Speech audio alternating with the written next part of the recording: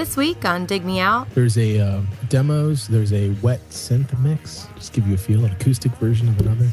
Well, you need a wet synth mix of every song, really, because Not sure what that means. you need a dry synth mix and a wet synth mix. Tim and Jay review Bakesale by Sebadoh.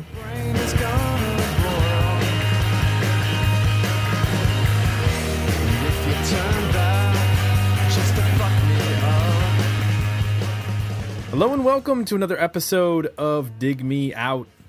I'm your host, Tim Minichi, and joining me as always, my co-host, Mr. Jason Ziak. Jay, it's episode 187. 187! And we're not doing NWA. We're doing Sebadoh, which has no reference to 187. You know what 187 is, Jay, right? I don't know. It's the police call for murder. Or homicide. Oh, yes, of course. How could I not know that? So if you listen to early 90s hip-hop, the gangster rap as it was called, the numbers 187 would often be referenced. Both in terms of, an opposing rapper that you might not like. You may want to 187 them. That's an example. That's clever. Yes. Anyway, that sort of derailed us for a moment, but let's get back on track. As I mentioned, we're going to be talking some Sebadoh. This is a band from the 90s that, like a lot of bands, disappeared for most of the 2000s and then has come back as of late. They put out a new album in 2013, and we're going to talk about their 1994 album, 20 Years. We're doing that a lot this season. We're talking about Bakesale. Before we get into all that, all the history and stuff, let's talk about your familiarity with Sebadoh and my familiarity with Sebadoh. What's Sebadoh. Was this a band that you listened to back in the 90s, or did you skip them? I skipped them. I found them in my periphery, like so many other bands. Some of the stuff sounds familiar, but didn't really get a chance to dig in deep until this episode. Gotcha. I discovered them on this record. It was for the single. We had the EP, I believe, for Rebound in the studio. A sad sloppy nurse, looking for approval, easily impressed. The way they say, but why would I listen? I need to know what I've been missing. I'm no one you can trust. All little boy, lonely, curious, lost.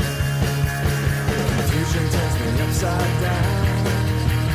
Lost as quickly as I found. Soon enough it turns around. On the rebound.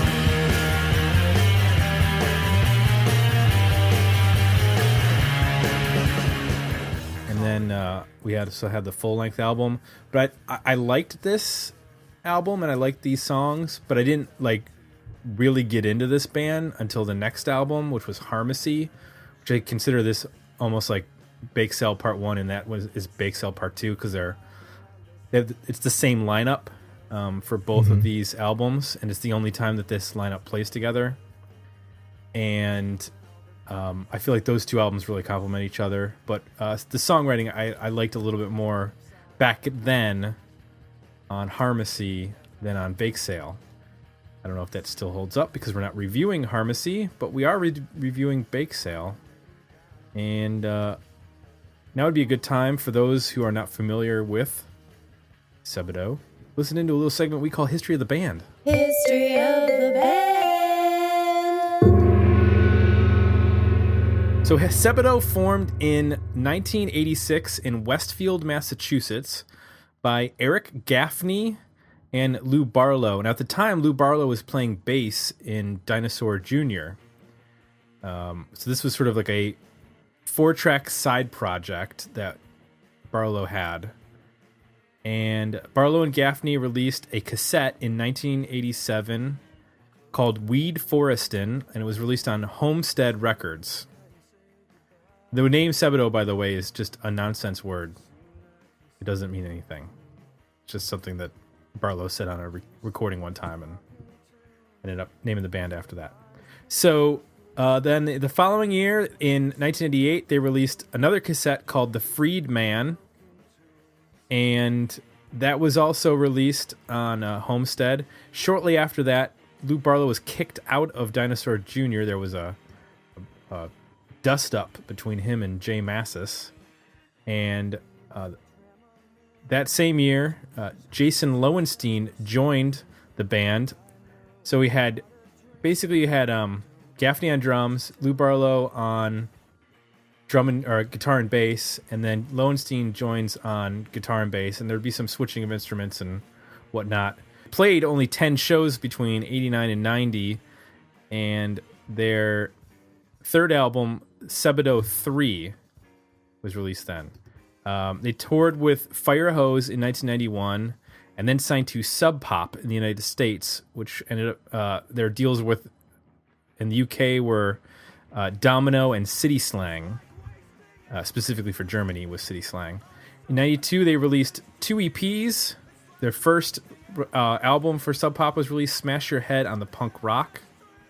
And then their fourth album was released in April of 93 called Bubble and Scrape. That's when Eric Gaffney left the band, and Bob Fay was hired on to play drums, which he played on Bakesale and Harmacy, which is the 2 albums that I mentioned earlier. They're the only 2 albums that he plays on. So 99, the album The Sebadoh was released with Russ Pollard on drums after Fay was fired. Pollard was a friend of Jason Lowenstein's. The band went on hiatus, and Lou Barlow focused on Folk Implosion, which had a relatively big hit single, like a top 40 single, with Natural One from the Kid soundtrack. And then Jason Lowenstein released a solo album in 2002. They started playing reunion concerts after having been apart for a couple years in 2003 and 2004. And then in 2007, the classic lineup of Barlow, Gaffney, and Lowenstein went on tour together for the first time in 14 years. 2012, Gaffney left again, was replaced by Bob D'Amico. Again, another friend of Lowenstein's to play drums. In 2012, they released an EP called The Secret EP. And in 2013, they released a full-length album called Defend Yourself. It came out on Joyful Noise Recordings. And it debuted at #1 on the New Alternative Artist Billboard chart, which is odd because they had been together at that point for 27 years as a band. So, not sure how that works out.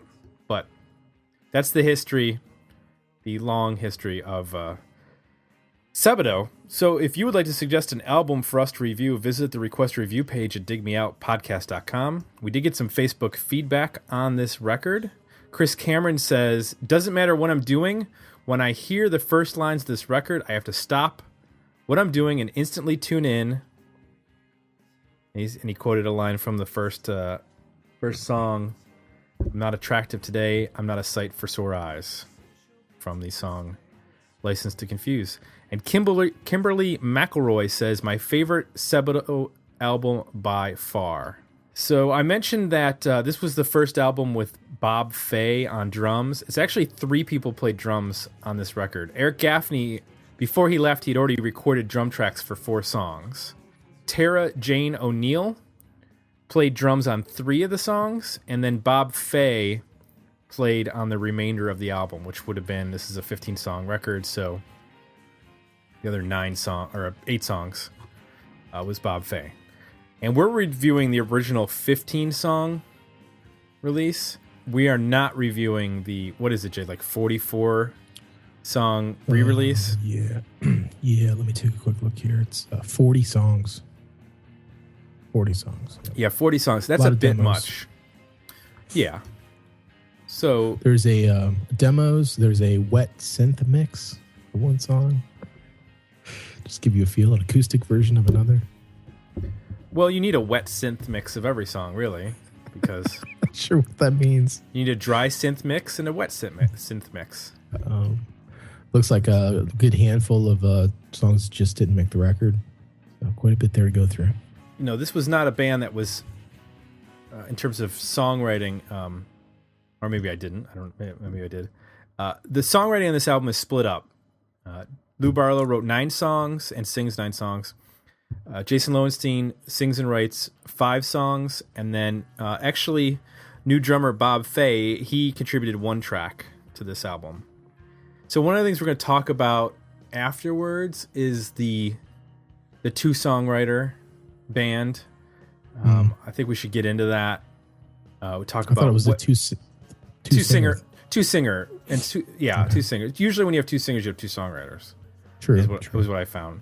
But we'll talk about the two singer band, 2 different voices, and talk about whether or not that's successful, and talk about if that helps or hurts the lifespan of a rock band, especially in the 90s. So let's talk about this record first. Let's talk about Bakesale. Let's talk about what we liked and what we didn't like. Jay, I've already told you that I'm pretty familiar with this record. So as a newbie coming to this record, tell me something that you liked about it. I think a good handful of the songs have really good and strong vocal melodies, surprisingly. And despite a lot of really, fuzzed out and a little bit angular at times guitars and instrumentation, in a good handful of the songs, there's a nice balance between that and just a really good, just melodic, clear voice, which I found worked really well. I think there's a mixing sort of sweet spot to making that work, and in some songs they hit it and they get that voice from a production standpoint, mic'd and presented in the mix so that you can really appreciate that. And there's other ones where, either on purpose or not, that voice falls a little bit further down into the mix and the noise comes up a bit, and you're confronted with some of the tones of the band, and which aren't terrible, but they kind of can distract from those strong melodies. So there's definitely there's a good songwriting craft and a good sense of melody throughout a lot of this record. Okay, interesting. Well, you said surprisingly, which at the beginning of your statement, so that made me perk up. When you said surprisingly, were you expecting there to be not strong melodies? Yeah, I mean, I felt like my sense of the band was that they could get noisy and experimental. That was sort of my perception of them, and very lo-fi.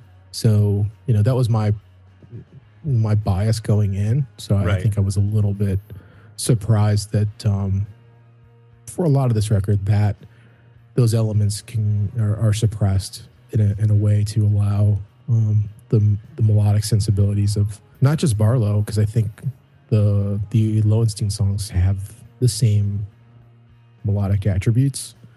I was surprised that they were able to suppress some of the fuzz and noise and angst and attitude to allow the melody to come forward. I didn't necessarily expect that. I think I was expecting a little bit more of a difficult listen than it is. Well, I think you're probably referencing their earlier records, because those are definitely different.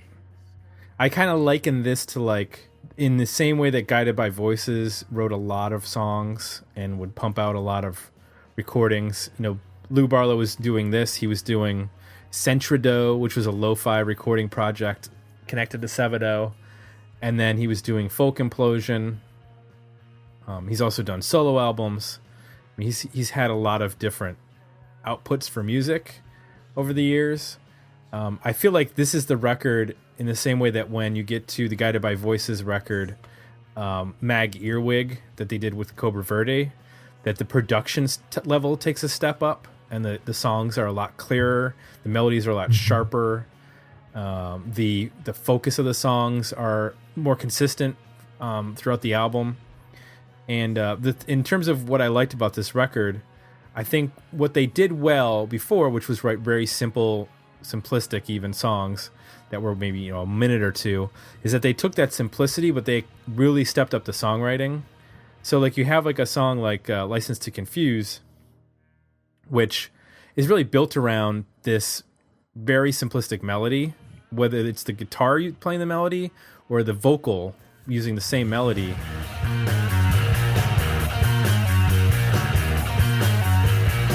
I'm not attracted today. I'm not a sight for sore eyes. I'm not an Adam or Eve. I'm just a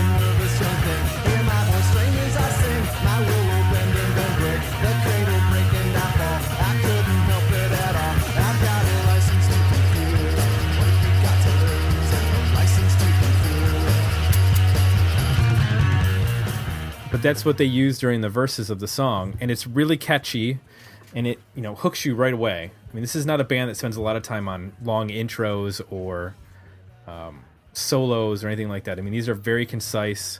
You're lucky if you get a bridge in any of these songs. This song happens to have one, but they compact it into a track that's only 1:46. This song and quite a few of the other ones, I like the fact that they create these very simple, like 4 or 5 note guitar lines that either complement the vocal or act as a counter melody to the vocal. And it could get repetitive, but they're able to find a way to use it, bring it in, take it out at very key points in songs and keep it fresh. And that I really appreciated, going back in terms of how tight the songs are and how tight the songwriting is. There's just not a lot of fat on these tunes. And what the few times that there are, which we'll get to later, it's towards the back half of the record. I feel like on the first half of the record, it's just one after another really tight little pop songs. Some of them are a little twisted pop songs. Some of them have some non-traditional structures where they don't have an obvious chorus, and it's more with the Jason Lowenstein songs that's happening. But yeah, I really like how they keep it simple. They take the Kiss, not the Kiss the band, but the keep it simple stupid method, and that's what I really appreciate about this record for going back and listening to it. Yeah, I agree with that.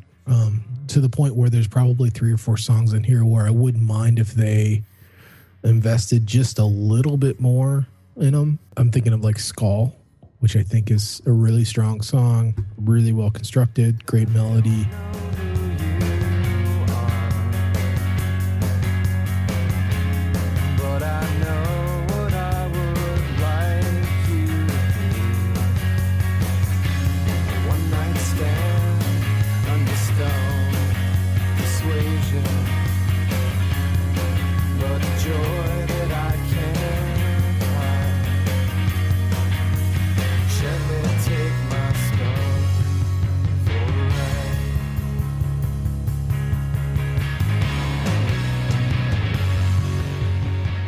It does have a chorus, but it's really restrained, almost to the point of being a little bit of a letdown as to the build that happens. So the first time they go to it, it's kind of, the restraint is kind of nice, because I'm thinking they touch on it quickly and they're going to come back to it and really build on it the second time, the third time, and really pay it off. But they don't. They just do it the same way. A couple others, I'm trying to think here. Magnet's Coil, another example of 2. When they get to the choruses, they do, in a handful of these songs, they know to use tambourine. I don't know if you noticed that, but they'll introduce tambourine in the choruses to really distinguish them, which is always it's almost a stereotypical approach, but it works. We've talked about it in the past. It just needs a little extra, in most of these cases, just a little extra something. I don't know if it's another vocal that would help it, a harmony of sorts, or maybe a guitar lead, or just some little extra element. It doesn't have to get crazy production wise. I'm completely fine with the production on this record. It's just, I think they're strong enough in the verses, and the idea of the chorus is strong enough that it just makes me feel a little bit, there's just an element missing to really make these choruses come through and shine and be very, go from being nice and solid to being really spectacular. Yeah, I think that you mentioned about harmonies, that would be a killer addition to this band in selected choruses, especially the poppier stuff that Barlow sings. In the follow-up album, Harmacy, his pop songwriting really shines through on that record. You get like On Fire and Ocean and Willing to Wait, and these really like well-constructed pop songs that are still retain that indie alternative edge of the 90s, but it's like this just has still a little bit more edge to it than that record does. But if they had added the like you said, like add a harmony here just for a part of the chorus or the whole chorus, whatever, it would have just, I mean, these songs would be over the top in terms of their pop sensibility. And it's not to say that they're lacking because of that, but just, you're right, when they add that tambourine, it's that's a total nod to the fact that we're going to write a poppy song. Yeah. You don't throw a tambourine on just for the hell of it. You know, you're going for something there.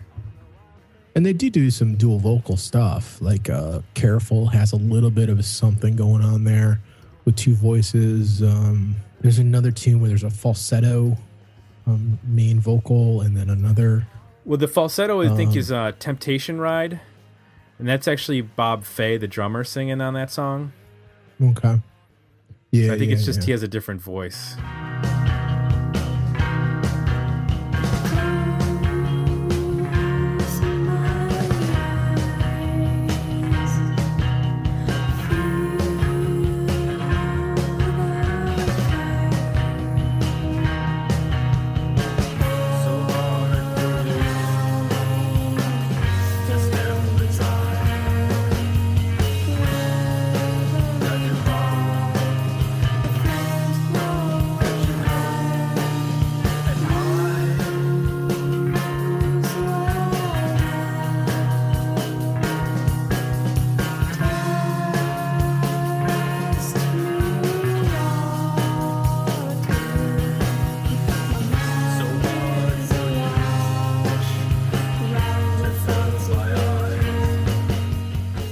So they're not more or less successful, but I'm just bringing it up that they do, explore the idea of layering vocals and attempting to do some harmony like things. It's not, for me, not placed in the right songs in the right spots.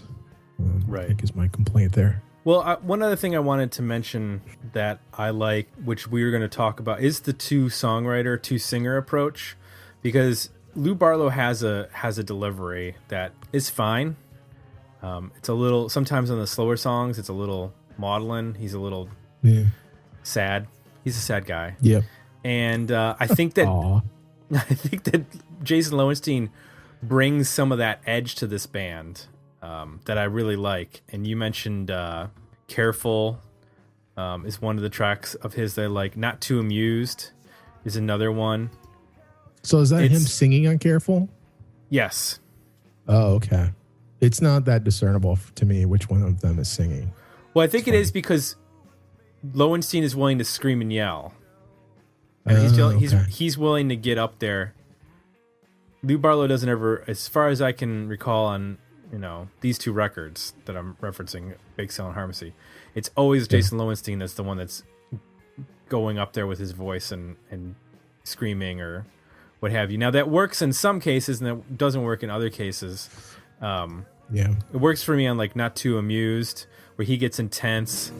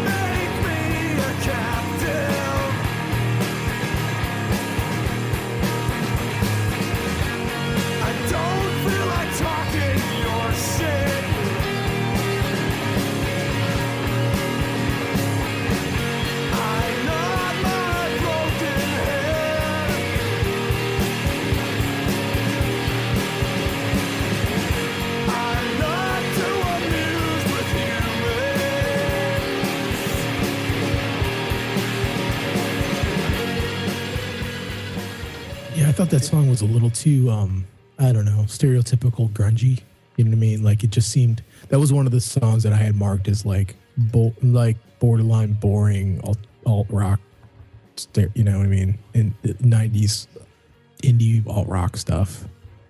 But I mean, it's not a bad song. It's just, it wasn't remarkable to me. Well, what did you think of Got It? Because that's him as well, but he's singing it's an up-tempo song and he's singing a bit higher on that track. So I hated it. That was my least favorite song on the Really? album. Like, okay. I think the chorus is really weak. I don't know. I guess because I like the guitar tone and the bass tone in that song. You know what? I can see that point. I really do like the production of this record. I was surprised that I like it as much as I do, and I'm listening to the remastered version, so it may be benefiting quite a bit there. But there are some songs, even like that one, to your point, that like I shouldn't say it's awful, but I would listen to them just because I find the production so interesting. It's different. They use a lot of cool guitar tones, and they use bass in a really interesting way. Like there's songs where I think the bass is like panned to the left on a couple tunes. I'm trying to find where that one is.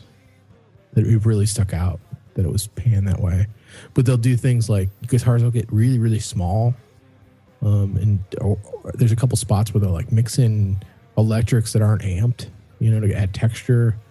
And then they'll kind of come in, not necessarily in choruses, but in verses, and bring in like two guitars on top of each other. Like pan hard right and left to make a bigger kind of impression. I actually like the production of this record quite a bit. The drums are at times a little distant, but they bring them forward when they're a bigger part of the song, and when they're not, they kind of fall back. I think really my only complaint on the production wise is just that in a lot of these cases I want to hear the vocal more up front, and sometimes it is, and sometimes it starts to get lost a little bit, but to your point, I think in most of the cases, I found myself, wanting to listen to the song again just because of the production, even if it wasn't, from a songwriting standpoint, my favorite. And I think that's an interesting observation because, in a lot of records, the volume of the bass and the drums and the guitar will, they'll just get set and that's it. And there's not a lot of variance. Whereas on this record, a lot of stuff shifts around, and that might be due to the fact that this maybe wasn't all recorded at the same time. I don't know if that's the case. I'm not sure of the recording history of this particular record, if it was all done in studio or, they were a band that did 4 tracks. I don't know if some of this started out as 4-track recordings or whatnot, but there's a diversity, not only in the songwriting, but in the actual production of each song that makes it an interesting listen. I think when we get into what we didn't like or what didn't work for us, when you get to track 9, S Soup, which is short for Shit Soup, that's where the bad Lowenstein comes in. I didn't particularly like that song. It's in this like 6/8 waltz, and it shows the weakness of a song that doesn't have a chorus or a strong chorus in terms of strong vocal melody. Which a lot of Lowenstein songs don't have a traditional chorus. They have a verse and then like a repeated guitar line or some sort of, or he goes to a big chorus at the end of the song, sort of in that like Journey's Don't Stop Believin' sort of format, without actually being a Journey song. But they do that a couple times. Actually, both him and Lou Barlow do that, where they kind of do a verse and they do a guitar line and they do a verse and they do a guitar line and then they go to an outro vocal that is kind of the hook of the song where it gets big, but it's not necessarily a traditional verse chorus track. But that song, and then track 10, Give Up, which is sort of like a metal cowpunk song, is the only way I can describe it.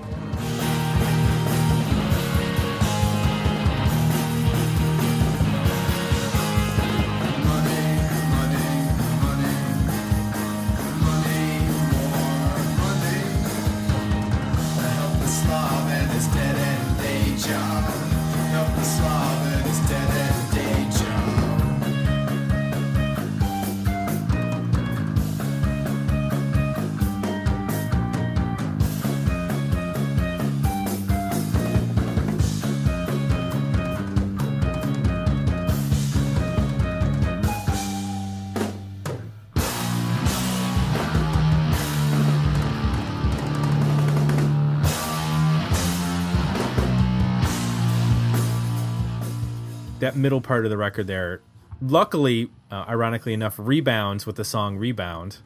But 9 and 10 are like, those could have been left off the record as far as I'm concerned. I agree. I had noted on S Soup that there is a chorus in there that's actually good. They just don't, to your point, they don't know how to structure it, or they choose not to structure it traditionally. And they don't even like do the where it's strong at the end of the song. It sort of just appears halfway through the song. It's the part it's not my job to undo. It's like, it's not my job to undo. And he's kind of screaming it. Yeah. That is the hook of the song. And they go to it like once briefly and then they go out. You know, it just left me wishing they could restructure that, because it's in there. It's not the parts aren't bad. It's just the way they chose, or the way it ended up being structured, is just not successful to me. Give Up is almost funny. You know, that's the one with the really dark riff, right? It's like the metal intro, and then it goes to that wannabe super suckers part. Yeah, it's like a metal intro, and like the verses are like so small, they almost sound like ukuleles. It's just ridiculous. Like in terms of, there's this heavy, thick, dirgy kind of Sabbath riff, interspiced with this almost like what sounds like cartoon music. I guess it's humorous. I don't know what else to make of it. And then, you know, Rebound does bring the record back. But then we kind of go into this slow, mid-tempo-y section towards the end, too. Like Mystery Man and Temptation Tide. And I don't like the falsetto stuff. I don't like, not that I think Mystery Man is probably one of the more successful, slower songs, but it's just, for some reason, the melodies don't have that sharpness that, like, they don't grab you the same as in the up-tempo songs. Like, I think he needs tempo in order to establish that really memorable hooky melody. I think the album recovers on Together Alone. I think there's a great guitar melody on the intro and then in the outro that kind of sets a theme for the rest of the song. I was kind of surprised, and this song does it too, is how restrained parts of the record are.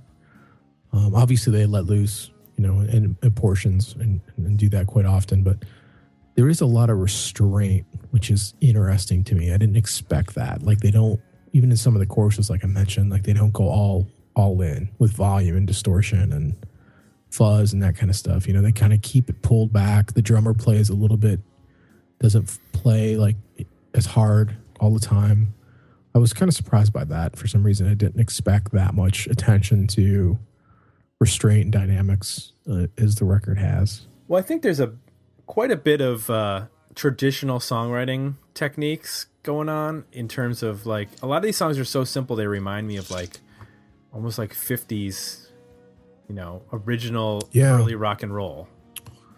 There's one that really reminded me of that. Well, what I was going to say is that, you know, when you get to songs like, you know, these little riffs, they're just built around like these little 3 or 4 note guitar lines. You know, they remind you of like those early, even like, you know, early British Invasion type stuff and those types of songs. And I know that the tones are heavier and dirtier and more distorted, and you're getting that indie rock of the 90s and some of that 80s stuff. But I bet if you were to dive into Lou Barlow's, you know, record collection at this time, I bet you'd find some, like, you know, Beatles and Kinks and that kind of stuff. A lot of British Invasion stuff that would probably be, you know, a direct descendant in line into the sort of like pop 2-minute long rock songs that they're doing here. There was one that maybe it was Rebound. There was one where the chorus really reminded me of. I almost made the note, but it fell short. I thought it would sound ridiculous to make the note that it had a 50s kind of rock and roll sensibility to it. But now that you mention it, I don't feel so nuts. It's not obvious, but it's just, I think when you start dissecting it, you do, to your point, see a influence there of maybe the Kinks is probably a good one that wasn't completely at the forefront as I went into this record, sort of revealed itself. And I think what also helped is, in terms of the songs and the songwriting, is that there was I think there was a lot of resentment by Lou Barlow for getting kicked out of Dinosaur Jr. And a lot of the songs in the early Sebadoh years are focused on anger at Jay Mascis. I feel like he sort of weaned himself off of that anger and started just writing songs about other ideas other than being pissed off. And, you know, I'm not going to put Lou Barlow up there with the greatest songwriters of all time, but Bob Pollard, because of the mass amount of music that he's released, he sort of forgot, like, if you're to take like the 10 or 12 best songs that Bob Pollard's ever done, they'd probably be up there with some of the best songwriters in rock history. I mean, he has a great ear for melody and a great ear. He doesn't necessarily have the best production going on with all those songs, but 10 or 12 best songs are really good. And I kind of feel the same way about Lou Barlow. Lou Barlow's put out a lot of music, and some of it's, kind of gotten, from you and me both, a little bit of a suspicious eye because of the production behind a lot of it, and just the mass volume of stuff that would come out between EPs and albums of different bands and all this sort of stuff. But I bet if you take like the 10 or 12 best Lou Barlow songs and put them up against other songwriters from the 90s, I would bet he'd have probably some of the best songs of the 90s, just in terms of being able to write great rock songs, great pop rock songs with really good melodies. Just between this album and the next album, there's 4 or 5. Just I would take, License to Confuse and Rebound, pair those up with Ocean and, maybe Willing to Wait or On Fire or something like that. He's just got an ear for a really good, simple melody. Yeah, and it I think touches on my point about, I wish, and the same thing with Pollard, I wish at times there was more investment in some of these ideas. And, that may not be the kind of artists they are, and they might be, obviously they are. Let me take a step back. They are the types of artists that just need to get these ideas out, move on, and potentially, spending more time crafting them is counterproductive to their process. So it is what it is. I mean, just for me, I hear a missed opportunity. For other people, maybe they don't hear that, and it doesn't bother them as much. I don't know enough about the full catalog here for Lou Barlow and Sebadoh to know if there are moments where, like Guided by Voices, where there definitely are a couple records where, there's higher production and just a little bit more time spent crafting, particular songs, instead of just kind of getting down the sketches and moving on.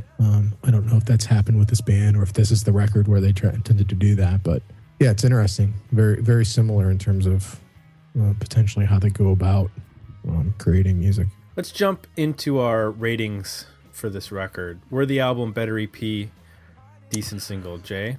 It's going to be a tough one because it's not a long record because the songs are pretty short, even though it's 15 songs, 14 songs.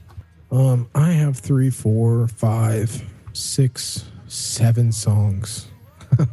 Really? Highlighted. So few. Yeah. I think a couple of the others I wouldn't be.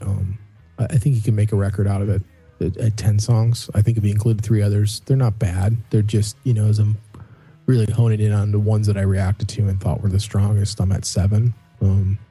So I'll say a worthy album. I think the rest of the record is short enough that if there's a song or two that maybe is boring or you don't quite get, it's going to be over fast. There's not any like 7-minute epics here of noise or nonsense. So I'll give it a worthy record. See, for me, there's only 3 songs that I really don't like, which is track 9, 10, and 13, which is, I believe, the same songs as you.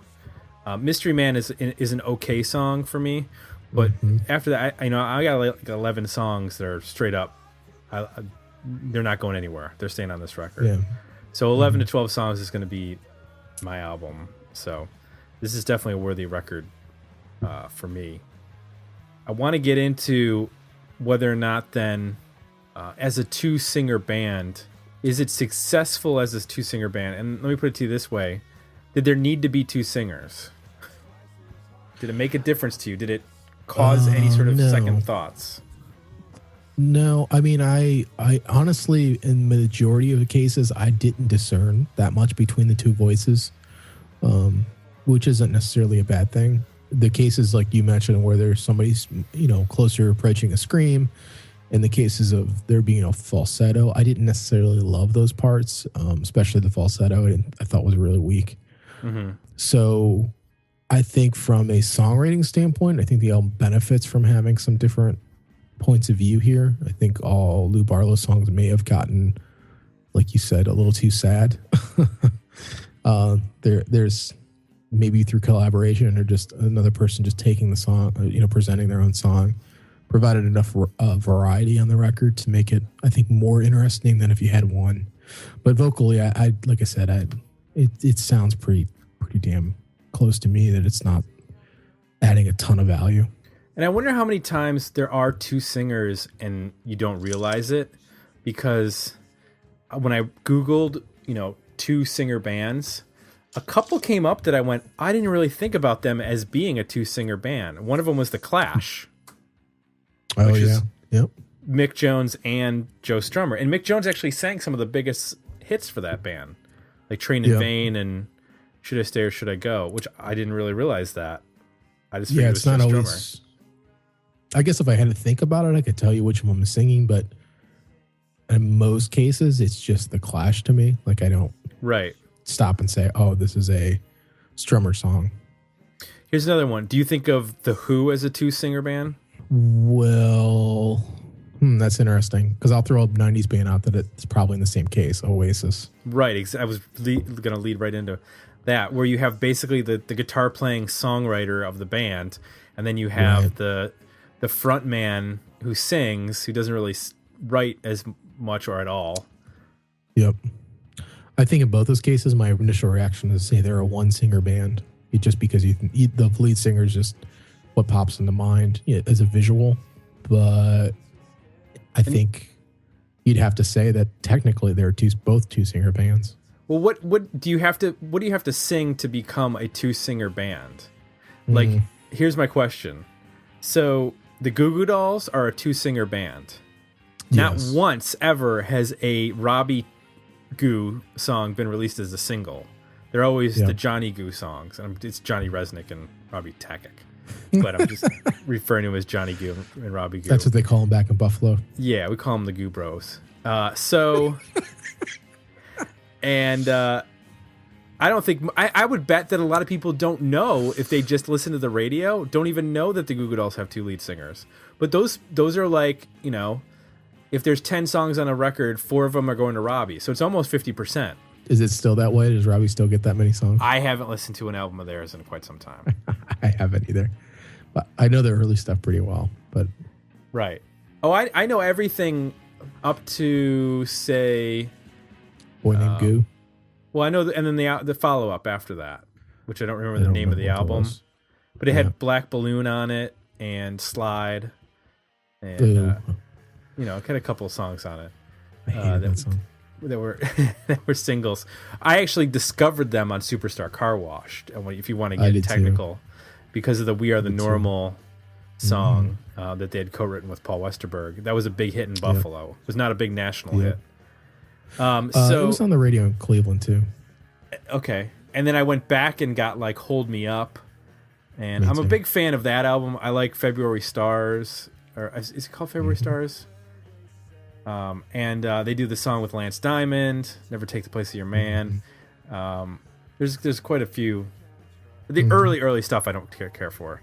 But there's a band, like, that's a very successful two-singer band, but I would bet if you poll people, they don't know that they have two singers. Right, because he gets the album tracks. Yeah, I mean, the ones where it gets vague is interesting. Like Alice in Chains, is that a two-singer band? I was just going to say that. Yeah. I think most people think of it as a one-singer, but in a lot of cases, what's his name? The guitar player writes a lot of those melodies and is singing harmonies. Right. Or sometimes he sings lead. Heaven Beside You, which is a big hit. Yeah. But I think you think of that as being Lane Staley's band in terms of the singer. That's a tough one. Well, there's some like obviously like Uncle Tupelo, which is maybe like, I don't know, would you compare that to what Dinosaur Jr. went through, where you had opposing, almost complementing but opposing points of view on songwriting and wanting to do certain takes on what they did and then eventually split it up? I don't, because Lou Barlow would only contribute like 1 or 2 songs an album. Whereas Jeff Tweedy, by the time the third album came out, or even the second album, I mean, he wrote probably 5 or 6 songs on the second album, and then by the last album, he had written like Split on that one. I think Uncle Tupelo is probably closer to like a Husker Du with like Grant Hart and Bob Mould, in terms of having diverse voices, but of even, and having like even clashing personalities, but having, a split down the middle of songwriting. Yeah. That's a tough one, because that's an example of were they really successful in the same way that they were successful solo. I mean, obviously Wilco is far more successful than Uncle Tupelo ever was in terms of mainstream popularity. I don't think you can say that about Jay Farrar with Sunvolt. I mean, they've had their moments. Yeah. You know what? I know I'm in the minority on this. That's a band where, and I think the Jayhawks are the same story, where they needed to separate to explore their own ideas. But I really wish, which is the Jayhawks have done now, is that they would come back together to kind of balance each other out. Now, obviously, that'll never happen because I don't think Jeff Tweedy thinks he needs anybody to balance anything out. But I think it would be really interesting to see those two come back together and then have to, balance each other out a little bit and sort of pull back some of the, I guess, far left and right directions that they've gone and consolidate that into, one idea. I think that would be kind of cool. Let me throw some names out at you. This is a unique 2-singer setup that was really only started in the 90s. And that's when you would have one guy singing and the other guy, let's say, rapping. 311. Oh, no. Bare Naked Ladies. Yeah, that's right. Oh my God. Why did you have to remind me that this started then? Yeah. That's when you had when like Nick Hexum would be singing his reggae-ish vocal part, and then S.A. Martinez would come in with his hip-hop, his Oklahoma hip-hop, or wherever they were from. Oklahoma. That's so nauseating. Yeah. No, what I really want to talk about was, I know this is another band that I went, oh, that's right, they were 2 singers. Pink Floyd. David Gilmour, Roger Waters. Probably, you'd have to say, in terms of just having 2 singers. Now, there are a lot of bands that had 3 or 4 singers, like Kiss, the Beatles, Fleetwood Mac. We're not talking about that. We're just talking about 2 singers. Pink Floyd's probably the most successful of the 2-singer setup, wouldn't you say? I'm trying to think here. I didn't think all time when I did my list. I mean, they're an incredibly successful band, so I think that's probably a safe statement to make. I mean, they're probably, top 5 all time ever, period, in terms of success. You're talking about them, the Beatles, Zeppelin, The Who. I don't know, The Who, AC/DC, or something like that, like in terms of, we talk about commercial success over a career. So the Eagles got to be up there. And the Eagles had multiple singers, but not they're a 40-singer band. Yeah. Actually, the Eagles might be like number 1 or 2. But yeah, it's funny. When you start listing them off, there's maybe like in the top 5, there's more multi-singer bands than there are single singer bands, right? I mean, you just said the Beatles, the Eagles, Pink Floyd. Mm-hmm. And then single singers is really like Zeppelin, The Who. No, The Who, we just said you can make The Who a 2-singer band. So right. Oh, interesting. I never thought about that. It's not the classic sort of stereotype that you have about, I guess, big bands. You always think of the powerhouse lead singer, the quiet guitar player looking to, steal the spotlight, not more collaborative. Well, let me ask you, because sliding into that sort of description is the Rolling Stones. Keith sang some songs. Yeah. So Aerosmith too. Joe Perry sang some songs. But they're not 2-singer bands, right? I don't consider Rolling Stones to be a 2-singer band. I consider they're as much he got a song every once in a while, basically. They're as much as the Goo Goo Dolls, probably. I mean, if they were less successful, I think you'd see, Jesus, why can't I remember his name? Keith Richards? Keith Richards, sorry, singing more. I think if they were, in their early first 10 years, had they not broke so fast, I think you probably would have saw them trying some other stuff. But some of those bands, they get, if they get huge fast, they're not going to mess around with that kind of thing, Right. Unless there's some like major argument in the band or somebody who just does not feel like they're getting their say and they can't do it on a solo record, then you might see it come up. But I mean, technically, I think they're a 2-singer band. It's just not commercially what people think of. And the only other one there was 2 that I thought of. One was Fugazi, Ian McKay and Guy Picciotto, or however you say his last name. And that's one where it wasn't necessarily based around songwriting, I don't believe. Because they would often sing on the same songs and trade vocal parts on a lot of stuff. So it was really about just having two voices for it was just the singing styles were different. Mm-hmm. And then the other one was Sonic Youth, where you'd have Thurston Moore and Kim Gordon. And that's probably the only significant one in terms of having a male-female. I mean, obviously there are bands that have female members or male members that might do some vocals here or there, but they weren't necessarily like the lead singers, both the lead singers, that took their own songs. Yeah, I was surprised on that.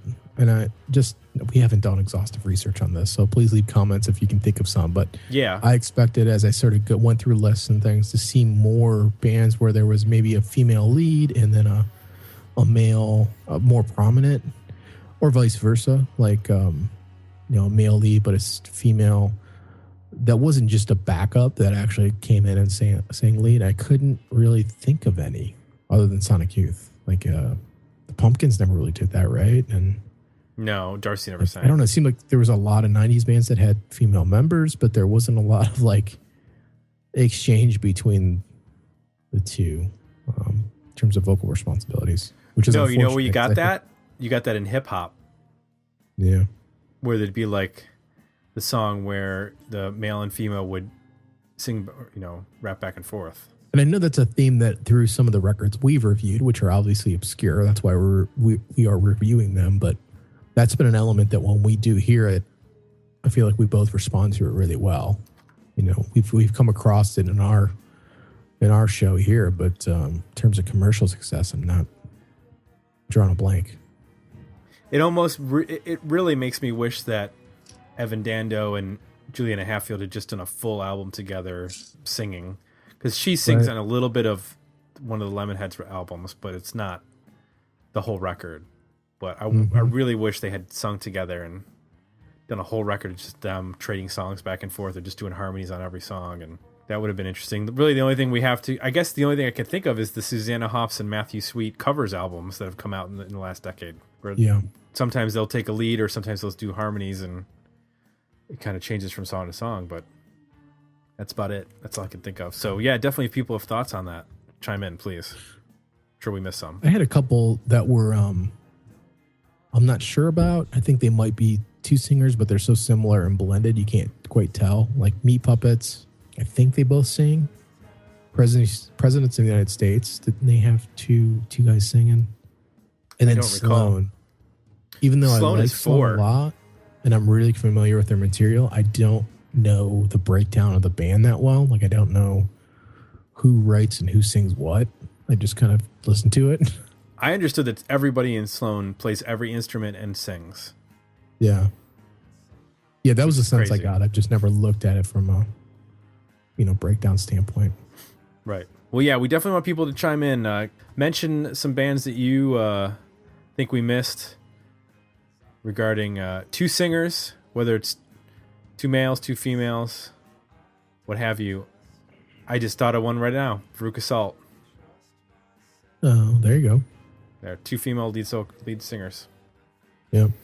So, and they just got back together recently, following in the trend of many 90s bands. On the longevity question, I think it boils down to like when we brought up this topic, my mind immediately went to Uncle Tupelo, and I thought, well, okay, if that's the example, obviously it must be hard to maintain that. Like you've got two songwriters who want to do their own thing, and at some point sooner rather than later, that breaks up and they go separate directions. But I think we just proved with a lot of the artists we went through, it maybe wasn't as big of an issue as I thought it was, because I think most of these bands either had pretty lengthy careers or are still going. Yeah. So maybe it's not that big of a deal. It's either going to cause conflict or they're going to complement each other. Yeah. So chime in, Facebook page, website, digmeoutpodcast.com. Feel free to leave us some comments on this. And of course, if you like what you heard, please consider leaving us some positive feedback over at iTunes. That's it. Speaking of Sloan, that's our next review. We're going to be talking about Sloan's album Twice Removed on the next episode. So be sure to, dial us in wherever you're listening, whether it's Radio IO or Stitcher, iTunes, Podbean, what have you. Get your comments in so we can put it on or we can put it in the next episode. So for Jay, I'm Tim, and we're out. Be sure to tune in next week for another episode of Dig Me Out.